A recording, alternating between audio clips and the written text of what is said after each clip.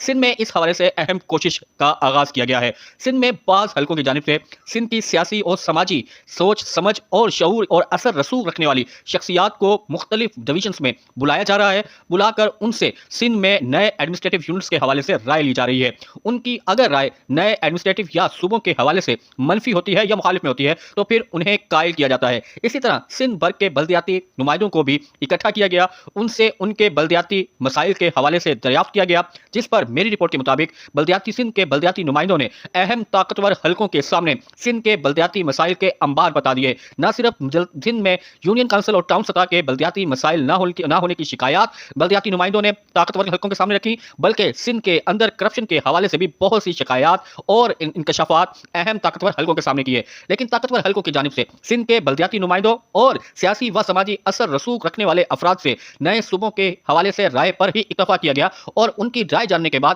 نئے صوبوں کی اور کراچی کو سندھ سے الگ کرنے یا سندھ کو کراچی سے الگ کرنے کی اندرون سندھ کے فائدے، فوائد اور پھر کراچی کے فوائد کے حوالے سے بتایا گیا۔